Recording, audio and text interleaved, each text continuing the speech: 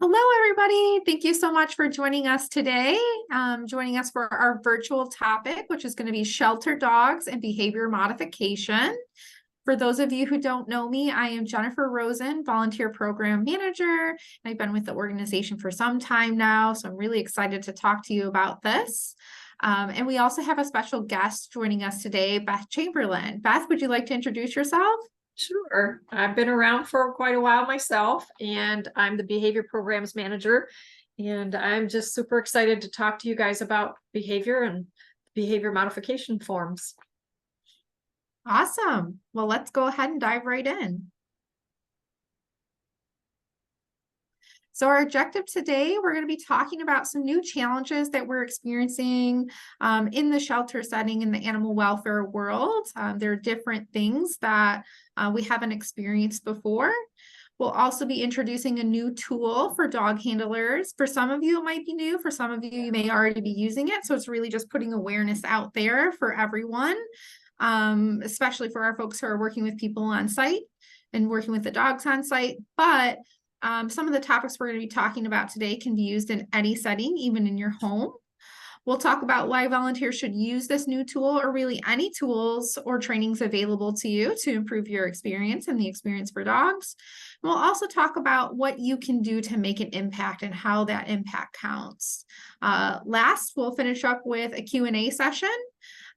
So please be ready to ask your questions. So when we say new challenges, what exactly are we talking about?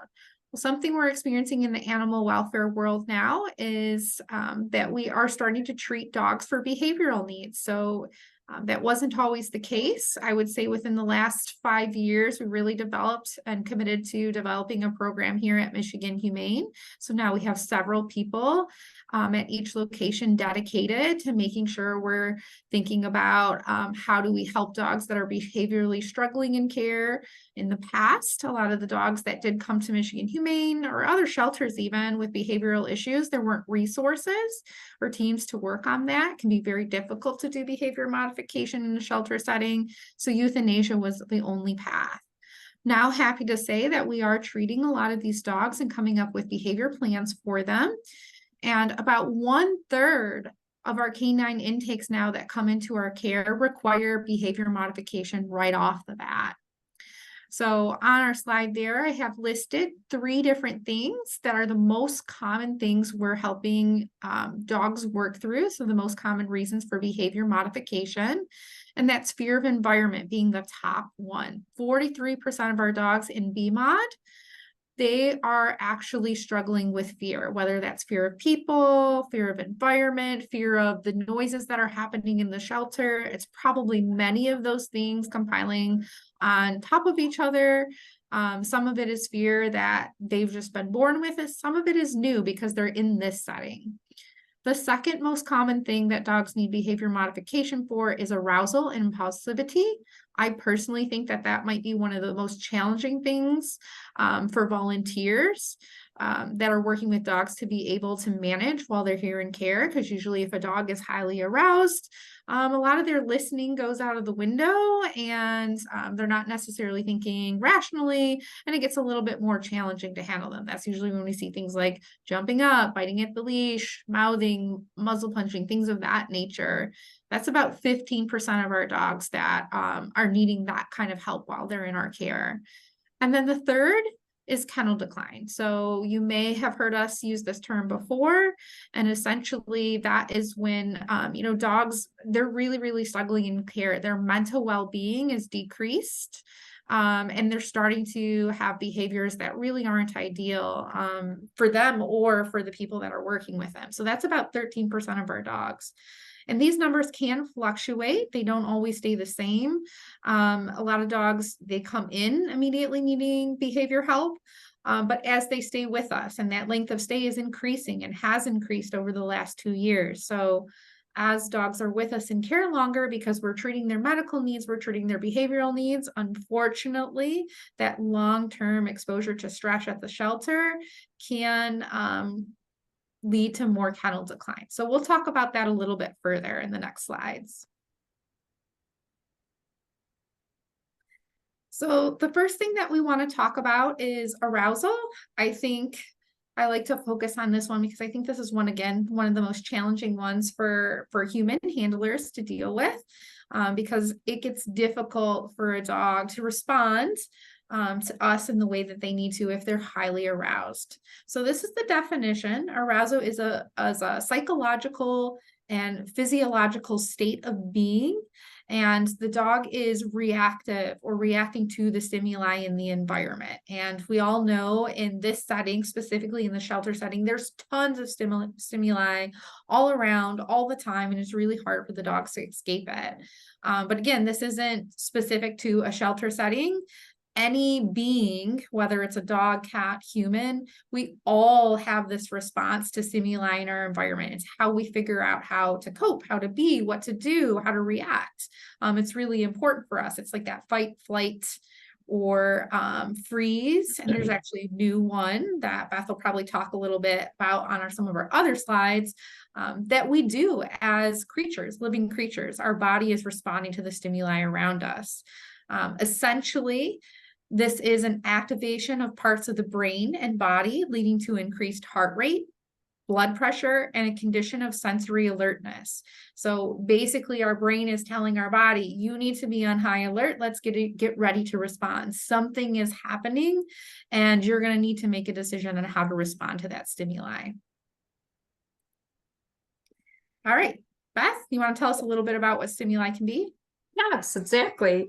So for arousal, it could be people, it could be animals, other animals, and there's lots of those around.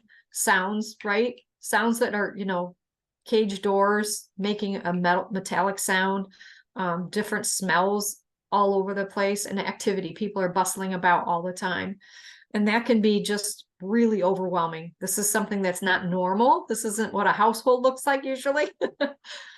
So that can be that could just flood them with all kinds of feelings, right? So a normal response to process and to navigate the world, it can increase the survival response. So basically we get alert, we say, do I need to fight or flight, right? Do I need to freeze because I don't know what to do, so I will shut down? And then there's another one that Jen just kind of brought up a little bit, and it's called a fool around. And a fool around is putting everything out there. They might be jumping up, they might be grabbing the leash, they might not be able to pick up a ball, they might take treats and then spit them out. They're just overwhelmed, and so they're just going to act like the clown in the classroom, right? And obviously too much of all that can be detrimental to anybody, and including the animals in our care, for sure. Yeah, so we're not saying that arousal is necessarily a bad thing, because again, it's a normal reaction, a normal response. But in this setting, we see that sometimes they're aroused over and over and over again by the stimuli, and that is bad because, as we talked about, it does something to your body. Your body is on high alert, it's activated to respond. And so what happens is the dogs don't have a chance to decompress or to rest or relax. And so too much of arousal can be that bad thing. And that's where we might start seeing dogs fall into kennel decline or, start having problem behaviors. So let's talk about thresholds. And that a threshold is really, everybody has them. They're a little bit different. And so really it's where the animal passes over reason. So yes, I might be a little bit stressed, but when you go over that threshold of, I can't take anymore, right? They have difficulty controlling their behavior. They make poor choices because they're more emotional and they're at high alert. They're full of cortisol levels, and they're really not going to be rational and think things through at all. And so then you might have an unwanted interaction, the jumping, they might freeze, they might run away from you. They might not want to walk on the floors or go past thresholds because they're just pretty much overwhelmed. And again, this is really an increased chance of injury for anybody, including the animal. We never want the animal to feel like they have to do something that they're not ready to do. We don't really force, we don't take things we give things, and we really want to identify what's going on, how can I help you, and what do I need to do or not do to help this animal decrease, their stress, basically, and help them with their well-being. Yeah, so we really want to talk about this because it's really important for us as dog handlers, again, no matter what setting we're in, to make sure we can identify what those stressors are for animals and be aware of when they are potentially getting close to their threshold. Because again, once they pass that threshold, it's kind of like all bets are off. It becomes really difficult for that handler to manage the dog, and the dog is not, again, they're not in their thinking brain. They are kind of now just reacting to everything around them by instinct. And so that's sometimes how accidental bites happen, because the dog is just too high up there with all the emotions that are flooding through their body. You think about a toddler, right? Sometimes when they're in the middle of the tantrum, you can't rationalize anymore. You need to kind of help them get through that or past that part that really has pushed them over the edge, and then we can start making changes again. So really important for us to be able to recognize and know what a threshold is for our animals to help keep them and ourselves safe. So threshold refers to the distance your dog can notice a trigger, which could be a dog down the street, and be alert to it, but not upset by it. As in when the dog crosses over from one emotional state to another. So let's say the dog is a little bit dog reactive when they see another dog, and from 50 feet away, they see it and they go, yep, there's a dog, I'm going to watch him. But if we get 30 feet from the dog and the dog starts to bark and lunge and become out of control, maybe grabbing the leash, pulling you around, that means that we've passed the threshold and now the dog is too emotional. And again, just like Jen said about the toddler, in the middle of the tantrum or in the middle of the emotion, it's much more difficult to stop that behavior and turn it around. So the first sign that this dog is alert, maybe I need to keep a little more distance, or maybe I'm going to turn around and go a different way. Prevention's your best medicine, right? If we can see those little signals before they go over the threshold, it'll be a whole lot easier to be able to manage that behavior. So we talk a lot about kennel decline, and basically it's prolonged repeated exposure to the stressors while they're housed in the kennel. So we've stripped away their creature comforts. They're not on the couch anymore. They're at their yard. Freedom to run around in their own yard. They have to wait for somebody to take them out. They don't have freedom of choice anymore. That's very stressful. Think about our own selves. If you weren't able to choose what you wanted to do in the morning, it's very stressful. And so a lot of times that can lead to the unwanted stress behaviors like panting, pacing, circling, jumping up and barking in the kennel, barrier reactivity, excessive barking, fear. They could be hiding all the time, going to the back of the kennel and not wanting to come out, urinating, defecating, being destructive, just tearing everything apart, mouthing, right? Jumping up on us. And again, if we can't alleviate and take that stress off and it's constantly stacking up, then they stay in that emotional state, and it's really very frustrating for them. And so then they can become very impulsive and they can't focus on anything. And it's really hard for them to enjoy anything either because they're so stressed out. So we want to prevent it or alleviate some of that kennel decline. And so that's why we have all the programs that we have to help these guys feel a little bit better about while they're here with us, and enjoying time in the company of humans and in the company of other animals sometimes. Yeah, It's unfortunate. It's all across the country right now. Everybody's seeing this in the shelter environment because the animals stay longer. yeah, and it's no one's fault. I don't think this is anything No. intentional. I mean, no one is immune to it. Any shelter is at risk for this happening, because it is hard for animals to come into this environment. No matter how much of those comforts we try to give them, it's still not their natural home setting. So this is just bound to happen, and all we can do is take the steps that we can to try to prevent it, which I think we do a pretty good job of doing. And again, having meetings like this and talking about what other steps we can take, it's the way we combat kennel decline and, making sure we're giving the best to our animals. So Let's jump into next the behavior and enrichment forum. So I mentioned earlier that this isn't necessarily new. It's something we have been using before in past years. It looks a little bit different now, and our BMOD squad volunteers, so volunteers that come in specifically to work with dogs that are in the BMOD program that maybe are struggling with certain behaviors while they're in care, they're focusing on them. They're using these forms to kind of get a better understanding of who the dog is and what they need are. It's helping them make good choices too about what dogs they're going to interact with, because we never want anyone to choose a dog just because they're like, oh, this dog needs help, that means I'm the person. We want to match up people with dogs that they have the right skill sets for, because certain behaviors are really challenging. And if we're not helping that dog decompress, we're not helping them when they're in a highly aroused state, and we're just allowing that arousal state to continue on, it actually is more detrimental to the dog and to humans too, right? That's how a lot of accidents or injuries happen. So you can see a lot of different things on these forms, like special restrictions or considerations. You're going to see the likes and the dislikes of the dogs because our behavior team is filling this out while they do their assessment. So they're kind of already learning some things about them. We've added a behavior modification category. So it talks about, again, those specific behaviors we're working on and how challenging it might be to work with that dog based on their behavior and like how much that dog is struggling with a particular thing.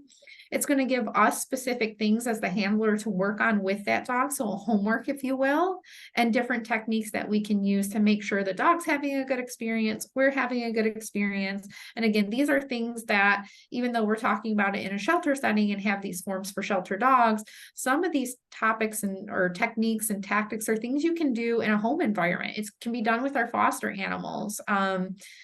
Dogs, no matter where they are, if they're experiencing stress, they could be at risk for high arousal and struggling with reactivity and fear of the environment. So when we look at what special restrictions and considerations we might see, some of this stuff is going to be stuff that we might already see on the kennel, but there may be more detail on these forms. So we'll list off if they're heartworm positive, if they have injuries, if they're a court case, because right, those animals don't necessarily belong to us yet. So they may not be able to go outside and go for walks. They might have to have indoor time only, or maybe it's a high profile case and or the animal's not well enough and they can't be handled at this time, and so we're only doing in-kennel enrichment. That could happen too. Some dogs don't do well on walks because of reactivity, or they pull so hard on the leash and they easily get excited, and again they get really quickly into that hyper arousal state or high alertness, and it makes it hard for the handler. So play yard only might be best, and plus play yard gives them a lot more freedom than a leash. Like, even though they are going for a walk, they are still attached to a leash to a person, and that handler is usually telling them where they have to go, how long they can sniff. They still have less control. So play yard can be a bonus for certain dogs. They may have restricted diets. Maybe they can't have certain treats, or maybe we have to be really careful about the types of foods we give them. Some dogs can't have off-leash play. Some dogs, I think this one's a really important one, are behavior medication. So that's a relatively new one within the last few years. We actually do prescribe medication to some of our dogs that are really struggling with fear or arousal to kind of take the edge off for them. So we want to make it not so scary, right? With all those stimulus that are constantly hitting them, the medication just kind of helps them be able to relax or decompress and not stay in that heightened state of fear, or again, of excitement or stress. And they also make it easier for the handler too, because when the dog is at a more relaxed state, like we talked about, they're a little bit easier, more to manage, easier to handle. They're maybe not going to pull up as hard on the leash or be as quick to, get aroused and start biting on our leash or our arms. And then, some dogs really need a leash wrap because they're just too much to manage on a regular leash. So I know I've heard many times, like, there's great information on the kennel cards, but not enough. So this is another place that volunteers can go and find additional information. They are going to be at available already at both Mackey and Berman. So Westland and Detroit, there's specific areas that they can be found. If you're not sure where those are, you want to talk to your coordinator. We'll be sending an email out afterwards where we provide additional information of where these things can be found. And we'll be hosting another meeting in January where people who are interested in learning how to use these forms can come in and we'll actually do some hands-on practice. So one of the other things that you might see on the form that I think is extremely valuable and very helpful is a list of previous behaviors that we've seen. So not every single one of these things might be marked off on the list, but if we know a certain dog is struggling with arousal or fear or maybe reactivity, we're going to circle on their sheet whether the difficulty level to work with them is low, medium, or high. So for example, if we're talking about a dog that has reactivity, dog reactivity specifically, and they're really struggling with it, like they're going to pull really hard to get to the other dog. They're going to jump up and bare teeth on the fence, you know, if they see another dog go by, we're going to mark high because we want you to know that this dog is not going to be a piece of cake. This is really high level of reactivity that we're trying to work with here. So the stakes are higher. You're not going to just be able to throw some hot dogs on the floor and they're going to turn and look at you. They're going to continue on probably reacting to the dog if the high level is circled. So you're going to really want to have good skills under your belt if you're going to be working with a dog that has a high level of dog reactivity before you take them out of the kennel.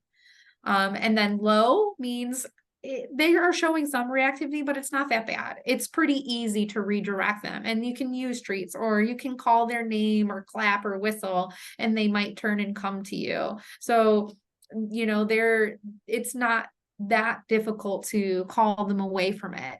So those are things you really want to consider looking at those low, medium, and high levels and what particular behavior that they're struggling with, or body feeling that they're struggling with.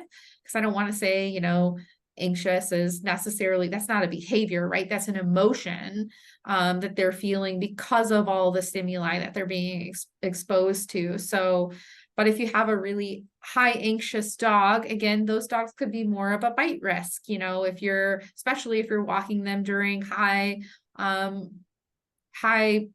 foot traffic hours during adoption days. You might not want to take that dog out of their kennel if you notice there's a ton of people on the adoption floor. You want to maybe wait until that traffic dies down a little bit before you take them out. So again, just a lot more information here for you to know about that particular animal before handling them.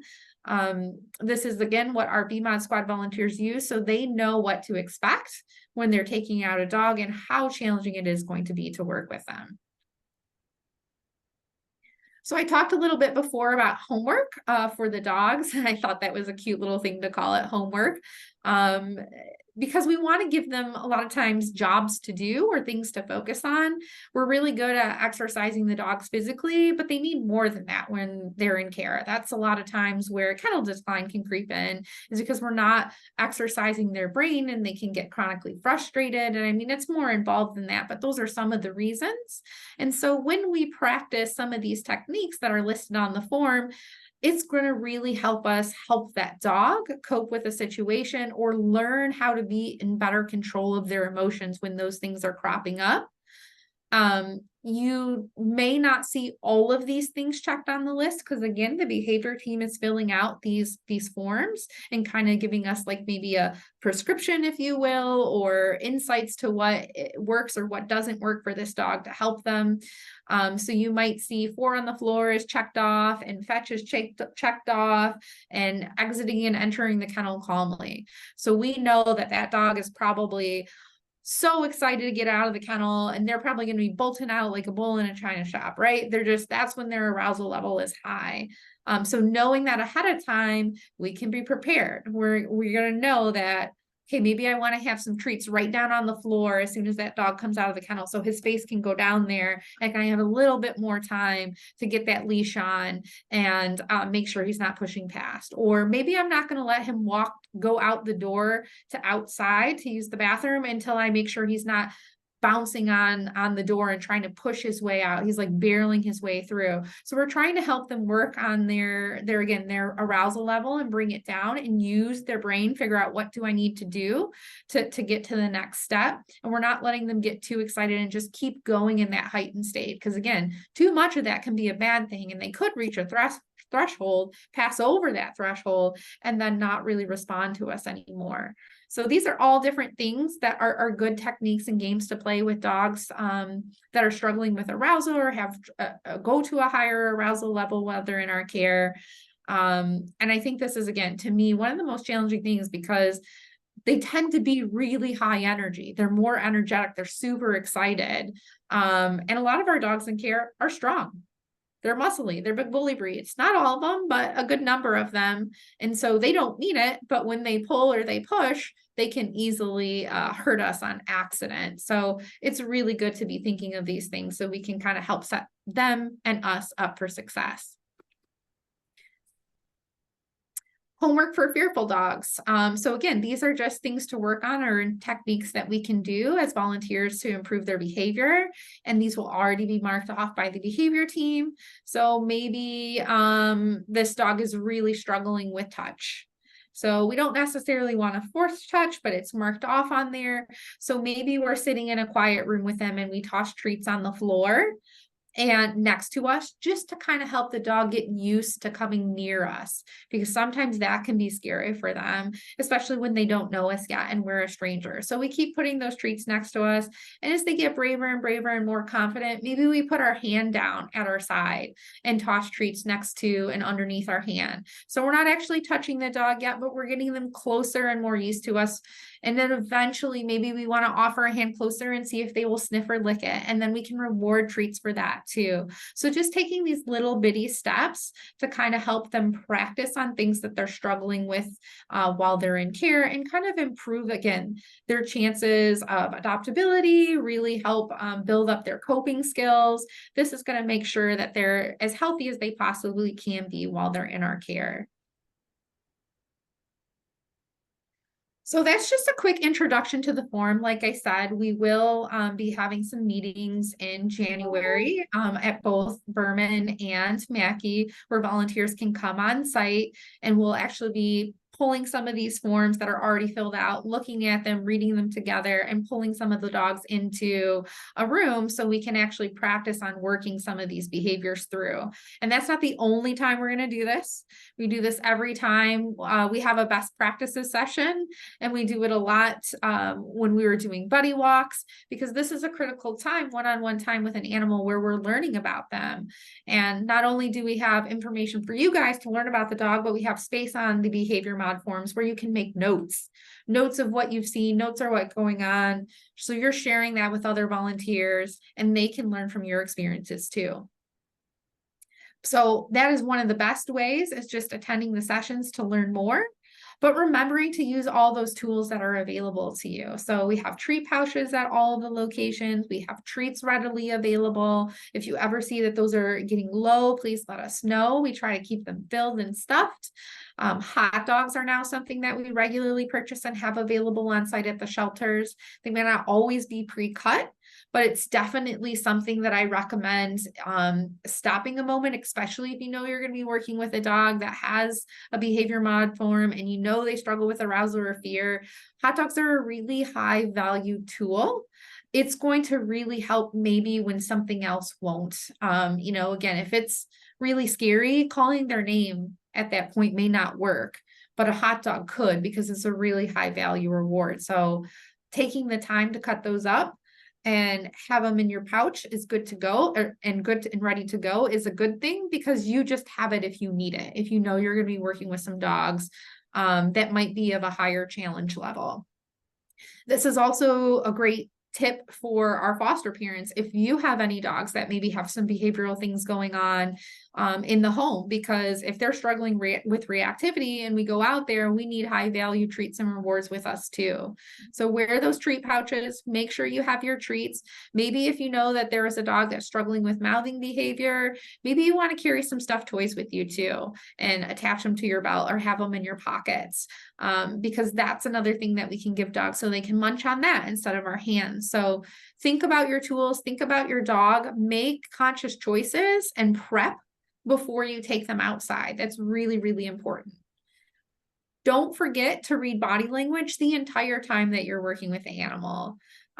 Things can happen in an instant. And again, they're constantly being combated with stimuli or not combated, but there's constant stimuli hitting them all the time when they're in this environment. There's so many different things that can be stressors, even in home environments for dogs that, struggle with anxiety or fear or, didn't really have a lot of socialization in their other life.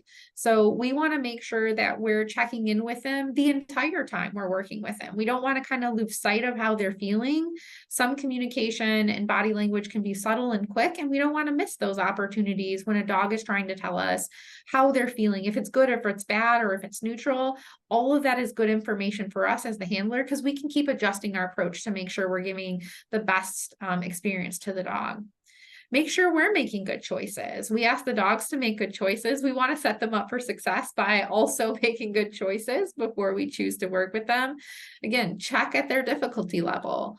Look at their weights. Think about what you've experienced before. Think about how busy the adoption floor is before you take a dog out. Make sure you're looking at cars parked in the parking lot, or maybe people walking by on the sidewalk. If we know that that might be something, if a dog is struggling with fear of environment or fear of people, we need to make sure we're putting a lot of distance in between us and those other things that are scary, because we don't want that dog to cross over the threshold, because then they can no longer rationally think. They may not be able to listen or respond. That's more likely when accidents are going to happen. So definitely don't just get so comfortable that we're just going through the motions. Stop, take your time, make sure you're thinking, make sure you're reading the body language, and always be checking in with your pet, right? We do this for them. Yes, we get the bonus of the feel goods because we're spending time with animals, but we don't want to forget the ultimate goal, which is making sure they have choices in an environment where it's really, really difficult for them to have that kind of freedom. Never require stressful interactions. You've probably heard us talk about this a lot before. Some dogs are not so comfortable with going outside. If it's raining, if it's snowing, sometimes they're just not really great at walking on the leash yet. And in general, they don't want to even cross the little threshold, the doorway. I shouldn't use threshold because it's got two different meanings there, but they don't want to pass over from the inside of the building to the outside of the building because there's a lot more scary stimulus outside. So the shelter actually becomes the comfort zone for them. You can try a couple of things like tossing some treats to lead them, but you never want to like pick them up or drag them, right? That means we're kind of forcing or requiring that stressful interaction. The same thing with petting. We want to make sure we're reading their body language all the time, because sometimes as humans, we forget that something that should be good for an animal doesn't necessarily mean it is for everyone. And so we want to read that body language, practice that 5-second pet consent test, where we touch them and pet them for 5 seconds, and then we take a break and give that animal to show us how they're feeling. We read the body language. Do they come up closer and ask for more? Do they move away, or do they remain neutral? If they move away or remain neutral, they're probably not really enjoying it that much, and they're just tolerating it. We all do that sometimes. We just tolerate that annoying person and we let them keep talking to us, even though we don't actually want to be in a conversation with them.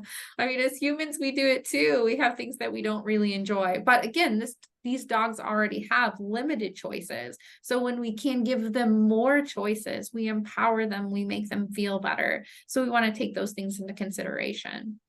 I mentioned this already, but attend our best practice sessions. Attend any and all virtuals that you can. Try doggy recess. These are all opportunities not only for volunteers to interact with dogs, but it's opportunities for us to learn more. Beth is at these sessions. She is using them as tools to communicate and to train and to provide better experiences for the dogs. I've attended recess. I've attended best practice sessions. Let me tell you, even though I've been here 13 years, I'm still learning. The more things we try to treat with dogs, the more challenging it gets, the more we have to continue to learn and grow. because Yeah. these aren't things we've maybe necessarily done before. So I love these sessions. They're so fun. Sometimes you have a dog come out and you see they're either struggling with fear or arousal, and they seem a little shut down in the beginning, but then we go through all of the things that are essentially what we would do on, one of the BMOD forms. And we try toys and we try engage, disengage, jazz up, jazz down, or just whatever that dog needs, whether depending on what they're struggling with. And to see them open up and see those results happen before your very eyes, it's magical. It just keeps you coming back for more. And then the last bullet there is our BMOD squad. I've mentioned these amazing volunteers a couple of times already during this presentation. So it's not for everybody, because again, you're working with some of the dogs that are definitely in kennel decline at this point. But it can be really rewarding, because the things on the sheet that we are talking about practicing and doing homework with the dogs, it really does make a difference. And for those folks that this stuff sounds really exciting, you want to learn more about behavior and the scientific terms and how it works, gave a little teaser on that today. This is a great role to get involved in. This is more than just a walk and socialization. This is really trying to do a deep dive into figuring out what those animals need and doing very specific sessions with them to make sure that when they go back into their kennel, they're in their best state of mind. They are ready to show as their best selves for next adopters, for the next time they have to go out for a medical treatment. They can rest for the rest of that day. So it's a really, really cool, very impactful role. A lot of, at Mackey, for example, we have a few volunteers in this group and they work together as a team. They may not all be here on the same day, but they still communicate to each other through email. They use the forms with leaving notes to each other. So it's kind of cool because you're working together with a group of people. So I think that's another great thing about best practices, recess, and BMOD squad is you're not alone. Again, there's a team of people working on these things to make a difference for dogs, to make an impact in their lives. And we're constantly pushing that envelope and figuring out more and more, what can we do to improve their quality of stay as things change in this environment and in the animal welfare world. So yeah, some super cool stuff. And this is not the list of all.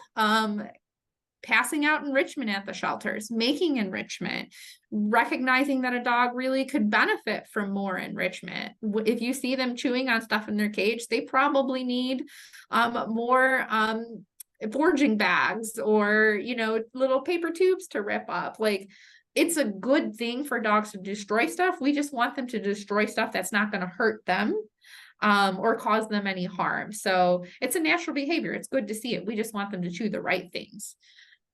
Right.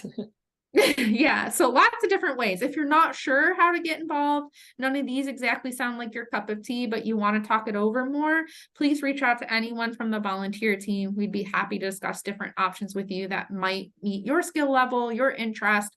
There's something for everyone here. Okay, well, that brings us to the end of our presentation. And I love this photo here. And we always end with this slogan is it takes a community. This work is not going to be done overnight. We're going to be doing this forever and ever. And the more we work together and rely on each other, the better the impact that we can have. This is a beautiful picture from one of our buddy walks earlier in the year. Just 2 dogs hanging out, being social, volunteers having a great time. So thank you guys so much for all you do and being here today to learn. And for anyone who isn't here, who's going to be watching this recording later, thank you so much to just being a part of this information and trying to learn more shows your commitment to the animals in our care. References. Just so you know that I didn't make this stuff up, I did do a little homework and also learned a few things from Miss Beth. She's a great wealth of knowledge. And then that brings us to questions. And I have a little secret to confess. This is not the live session. We ran that earlier, and for some reason, the recording didn't work. So Beth joined me again so we could go through the session and record so we can share it with anyone who wasn't able to make it. So there won't actually be any questions here today, but we will be sending out an email after this presentation with a link with this recording, and please feel free to respond to that email with any questions you have. We'll also be attaching the BMOD and enrichment form to it, so you guys can do a more thorough look of what that looks like and where you can find those forms, and about our upcoming sessions that I mentioned that are happening in January on site, where you can actually come in person and see these forms and the dogs in action. All right. Well, thank you so much for joining us today. Thank you, Beth. Is there anything else you want to add before we go? No, I think you covered it. I hope I get to see more people in these programs that we have. If you have any questions, I love the best practices because we get to actually put our hands on and practice these little tools, which is really, really helpful. All right. Well, thank you guys so much for joining today. We will see you again soon. Thank you, everybody. Bye-bye. Bye.